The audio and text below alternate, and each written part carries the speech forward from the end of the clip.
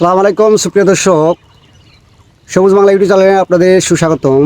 আমার পিছনে দেখতে পাচ্ছেন একটি বিশাল বড় পেঁয়াজের ক্ষেত।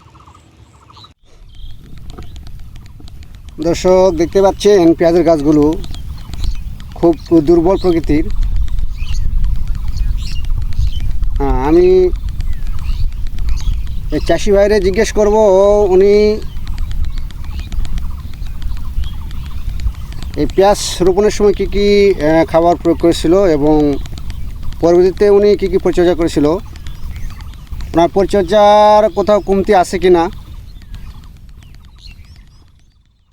এই যে পেঁয়াজের পাতাগুলো দেখতেছেন লাল হয়ে গেছে, খুব দুর্বল। তো চলুন বন্ধু, কৃষক চাষি ভাইয়ের কাছ থেকেই শোনা যাক। আমার পিছিয়ে দেখতে পাচ্ছেন চাষি ভাই, আমি ওনাকে জিজ্ঞেস করব ওনার এই পেঁয়াজ খেতে উনি লাগানোর সময় কি কি সার প্রয়োগ করছিল এবং পরবর্তীতে কি কি পরিচর্যা করেছিল। তো দর্শক, ভিডিওটি লাস্ট পর্যন্ত আপনারা দেখতে থাকুন।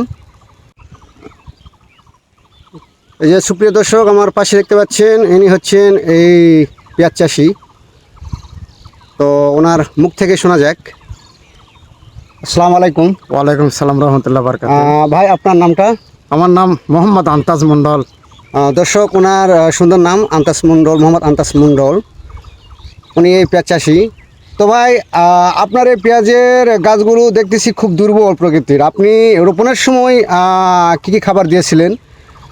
সর্বপ্রথম আপনাকে আমি জিজ্ঞেস করতেছি, এটি আপনার কত শতাংশ মাটি?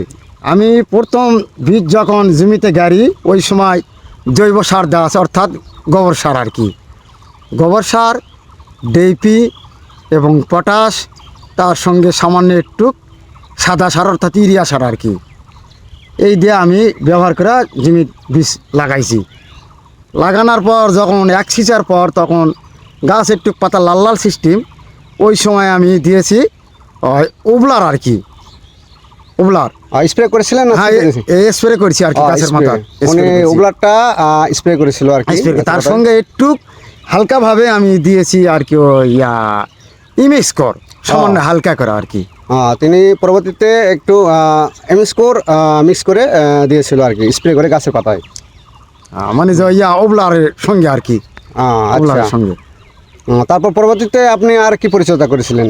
পরবর্তীতে আবার আমি দিয়েছি ওই ডিএপি সারই দিয়া, আমি ওই মাটি চাষ আর কি, অর্থাৎ কোদাল চাষা লিয়া আমি গাছের গোড়াত মাটি আঁকা দিয়েছি।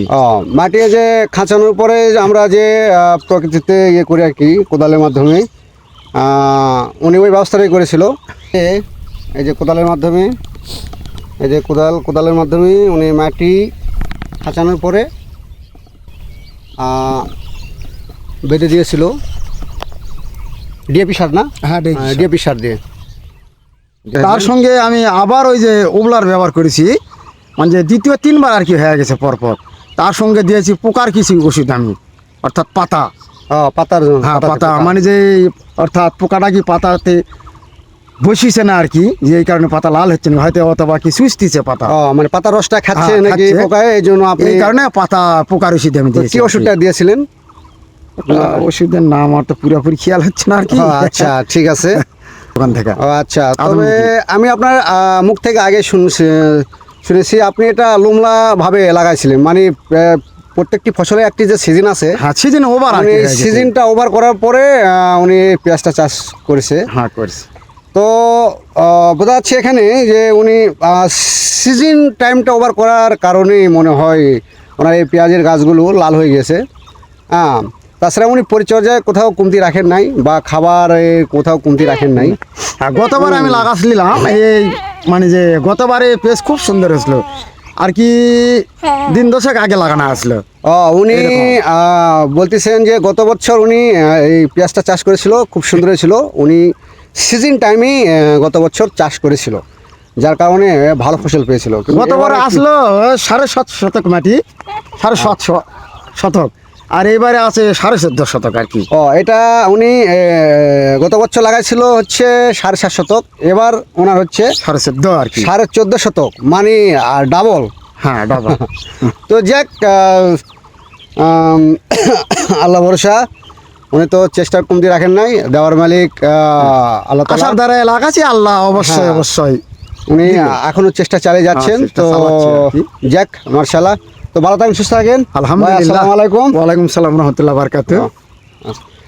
তো দর্শক, এই তো আপনারা সব কিছু চাষি ভাইয়ের মুখ থেকে শুনলেন।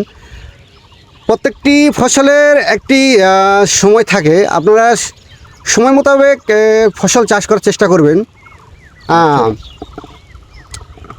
তো দর্শক, আজকে এই পর্যন্তই। আমার আগামী ভিডিও দেখার আমন্ত্রণ জানিয়ে আজকের মতো এখানে বিদায় নিচ্ছি। আপনারা সবাই সুস্থ থাকুন, ভালো থাকুন। আল্লাহ হাফেজ, আসসালামু আলাইকুম।